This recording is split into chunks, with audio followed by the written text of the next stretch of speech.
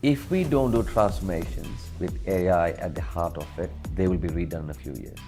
Guaranteed. Being a vulnerable leader, it's okay to be vulnerable. I think that's the second big thing I would tell myself. Pace takes a toll on yourself, on family, health. Pace is so important in life. It gives us longevity. We used to be a digital first, then we used to be mobile first. Then you'll be cloud first. Now we're AI first. We made 60 million savings. In that context, transformation becomes a centerpiece. Now we don't know what's going to happen next. I'm really excited today to be joined here by Sunil Kumar. Sunil and I go back a long way, probably further than either of us would like to remember. And Sunil's here today. He's going to share some really good stories and wisdom and experience through his career specifically around transformation, which you've been involved in some very large transformations. We're going to discuss the hot topic of the day, AI, and we're going to cover off some SAP topics as well. But what I always like to do is ask my guests to give an introduction, a bit about your background, some key highlights maybe. So maybe if you could talk us through that. Thank you, Andy, for the opportunity. Good to be here. I've learned and grown over 26 years of these transformations across 8 different industries, predominantly the consumer focus and CPG as my industry of choice. In the last couple of years, I've been fortunate enough to be a Chief Transformation Officer, Chief Digital Officer for Imperial brands, BAT in the past, and most recently Emirates, Airlines and Etihad in Dubai and Abu Dhabi. It's been a great learning curve. At the moment, businesses are transforming at a rapid pace with data, AI, processes. So I think it's a very interesting space to be in. You've had a really great career. What advice would you give to your younger self? 20 years ago, what advice would you give to yourself? Over the last few years, I've been doing a reflection on what would I tell the younger Sunil when he started this career essentially after university. I would have the same excitement, that will not change. Hunger will not change. When you're young, there's always a bit of want to get things done quickly, move on to the next one. So I would tell myself to reflect a bit more, pause, reflect, reset a lot more. That's one. Being a vulnerable leader. Now, this has been an interesting journey for me for the last 5 years, where thanks to my exec in the company before said, you're a great leader, but you need to be a bit more vulnerable, which is a great way for me to learn and just see how much I can explore. I think that I would tell myself, be a bit more vulnerable. It's okay to be vulnerable. I think that's the second big thing I would tell myself. And third, pace it. Pace is so important in life. It gives us longevity. I was so fast-paced, you forget that pace takes a toll on yourself, on family, health. I think if I had managed pace properly, I would have been a lot more healthier than I am now. And I think that's the thing I would say to myself, the younger self. Would you say, if you look back over your experience, that it feels now that the pace of transformation is quicker than ever before? Let's look at the context of where we live in. So we used to be in an uncertain world, now we're in an unreliable world. So uncertain is things used to happen, but you don't know when. Now we don't know what's going to happen next. Yeah. So in that context, transformation becomes a centerpiece, and how you transform becomes a norm by itself. We used to be a digital first, then we used to be mobile first, then you'll be cloud first, now we're AI first. So those shape our transformation journey. So transformation is a constant, and it's a cliche to say that, but the pace and the context makes it a lot more interesting now. We've talked a lot about what makes a successful transformation. We've seen programs work phenomenally well. I think we've seen some very bad transformations that have not been successful. I'm fortunate to say that you haven't been involved in any of those, but we know about them. What would you say the key elements of a successful transformation are? Funny you say, I learned more from a couple of my own mistakes in those transformations. That's when you learn the most.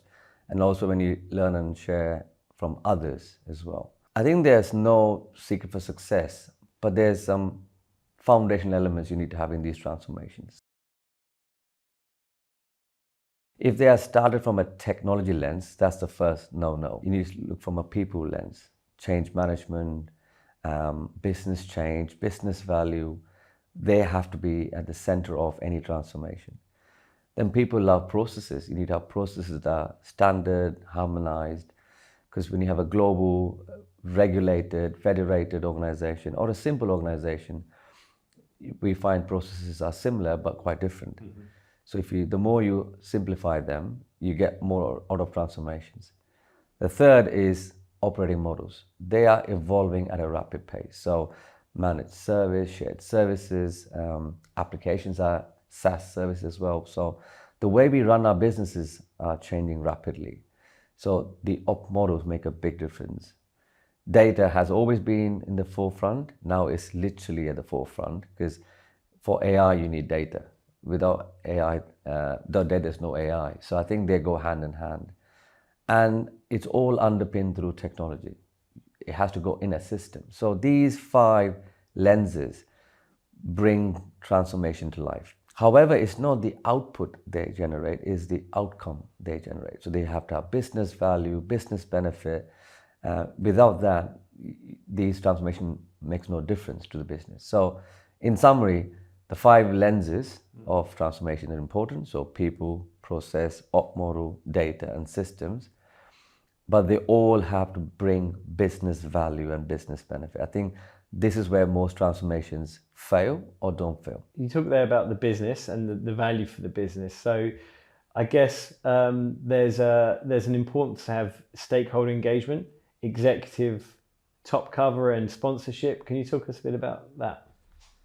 I mean, you're absolutely right. When it comes to programs and transformations, engagements and education go hand in hand with execution. They have to go hand in hand. Engagement is not hi, hellos, how you doing? Those engagements, more buying into it, buying into the vision of it, and getting your arms around it, and actually rolling your sleeves up as well. So that they all come as part of engagement, and they happen across different layers.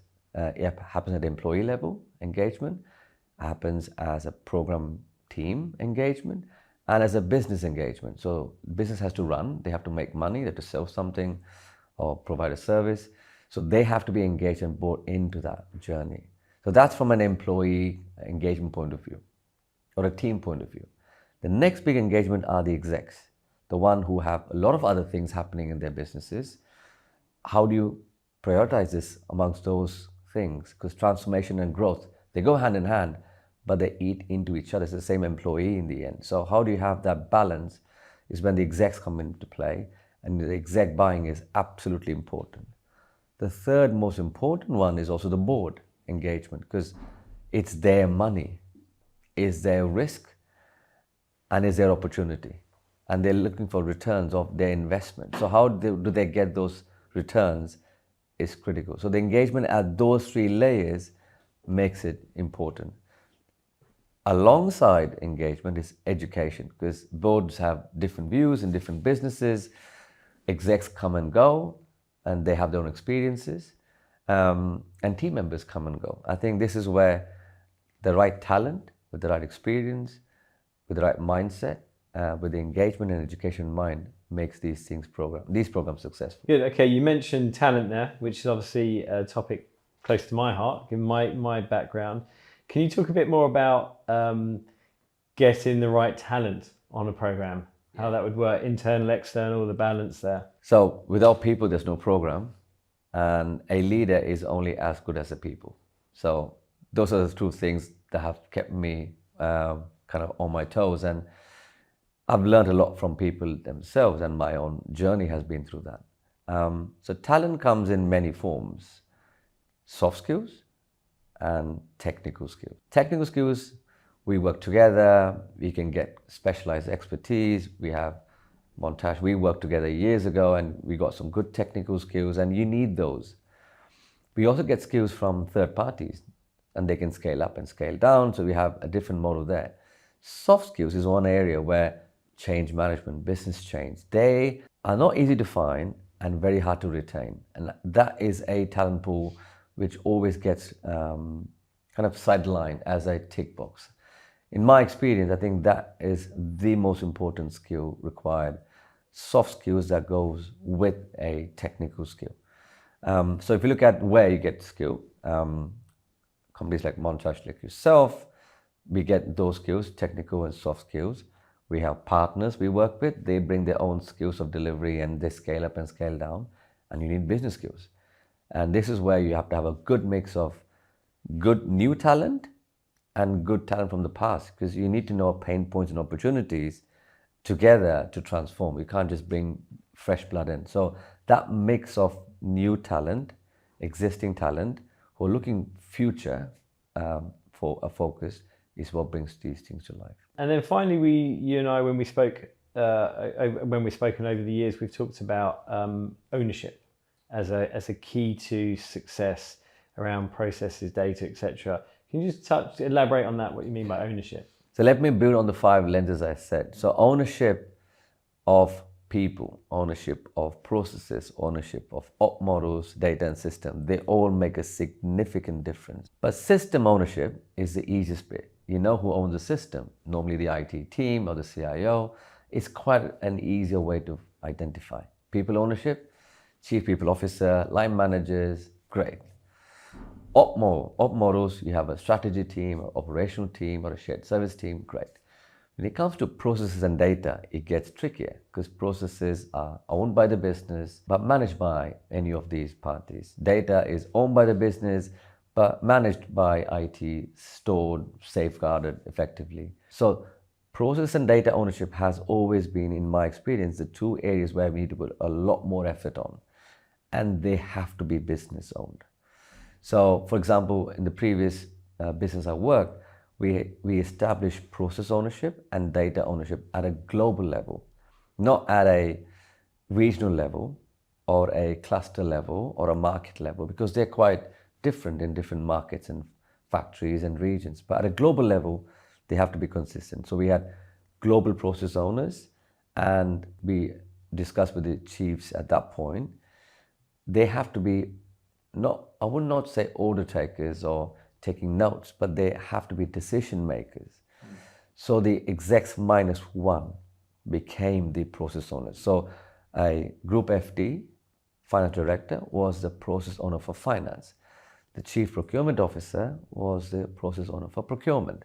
So at that level, they own those processes, then the businesses follow and they adopt change. The same goes for data. This has always been, in my experience, a tricky subject. Does IT own data? Does business own data? They both own data in their own ways, in their own rights, but for different outcomes and outputs. But the data is owned by the business, in my opinion, managed by the IT's teams and the other team. So this is where the 2 ownerships are very important. And that's just an area where time and again we see businesses believe a program owns it or a specific function owns it rather than business owning it. Just to summarize, so for ownership, process and data are globally owned. Processes are owned and defined by senior execs within those functions, and they define like the best practice global, and then that's rolled out. And then with data, you've got a global data model that everyone signs off on.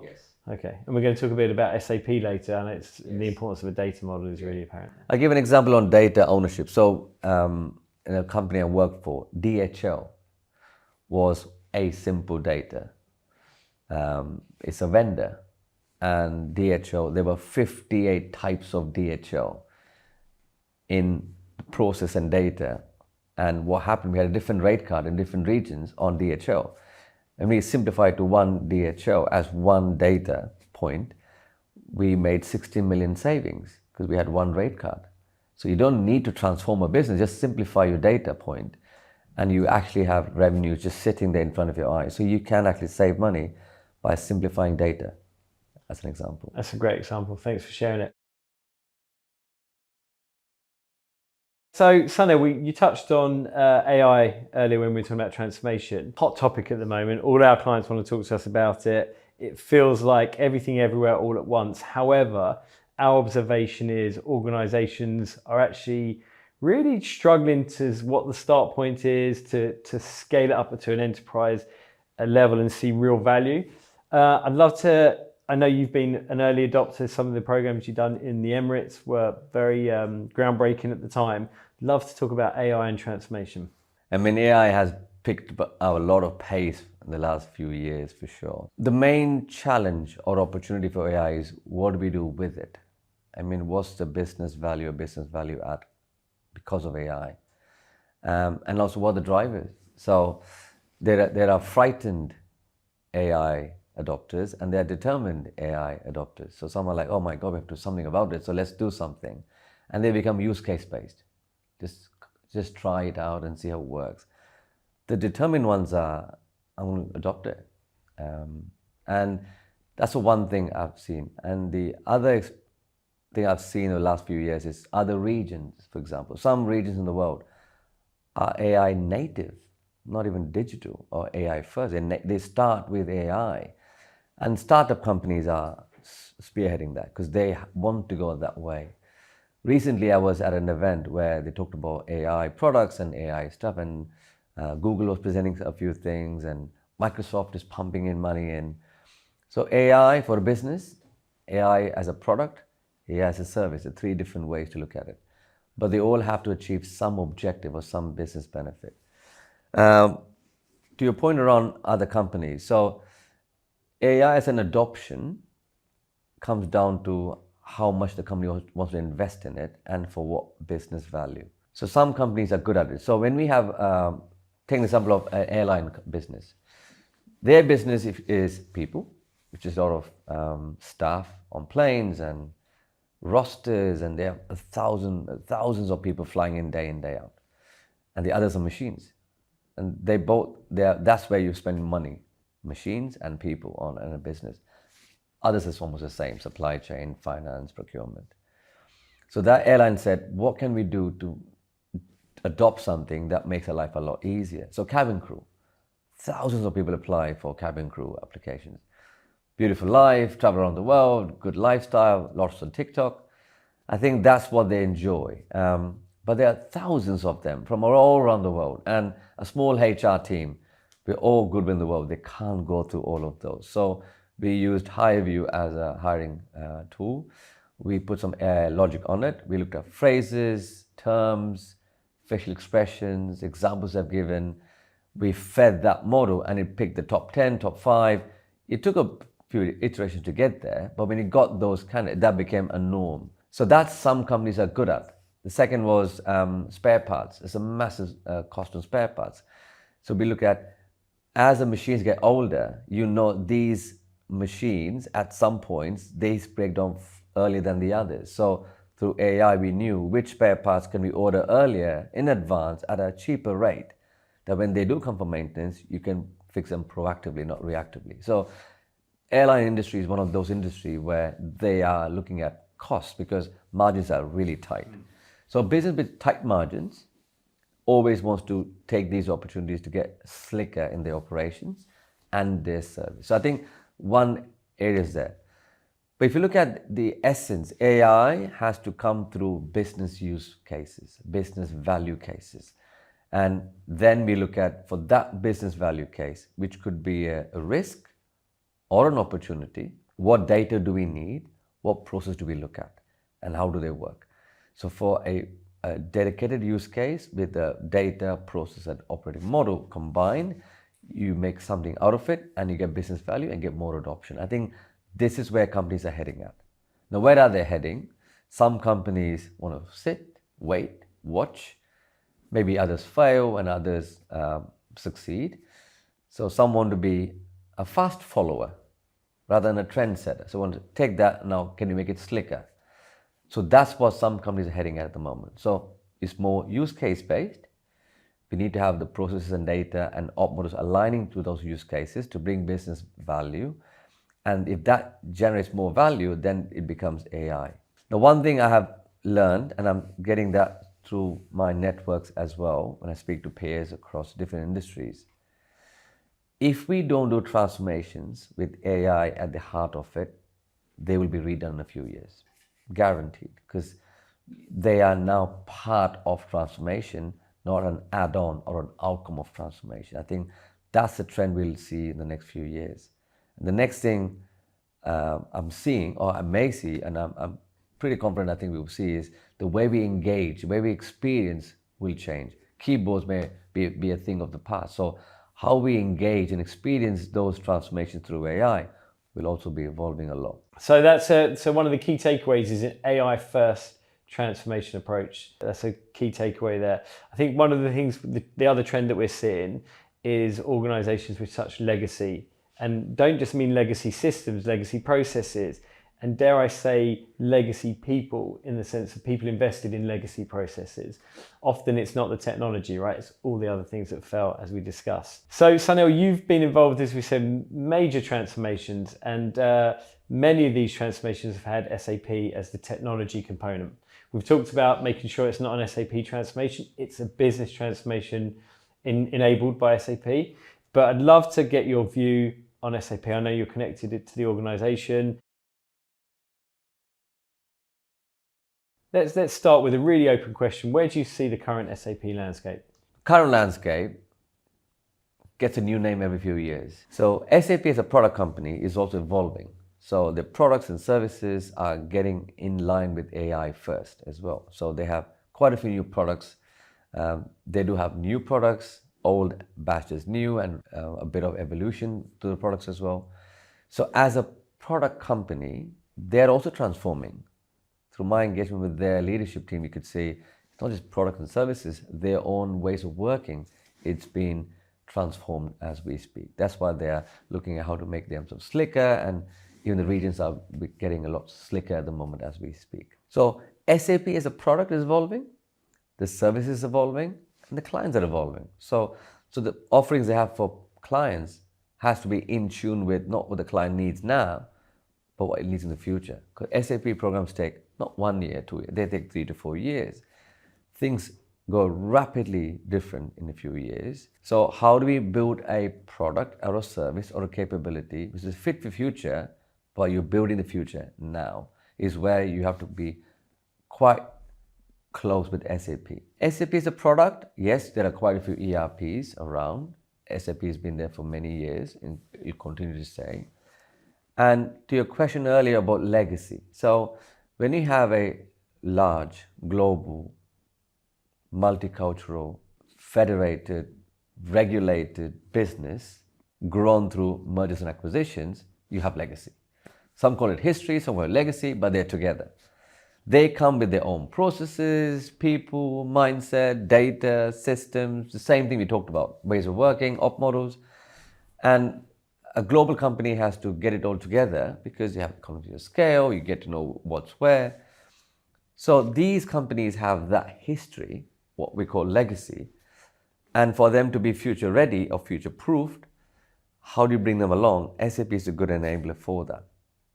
And in most companies and most companies in the world who are global, there are elements in that global organization who are mature and some are not mature because of geopolitical situation, the investment in that country or the company. So that's an area where SAP makes a big difference for transforming. Then you have the smaller companies who just started or new or startups. They have no legacy. They're creating legacy as they go along. So they are digital AI native organizations, but the data set is not as rich as legacy organizations. So this is where you have a pro and a con. New companies have to build data, that becomes a legacy, you got more trends, but they are adopting quickly.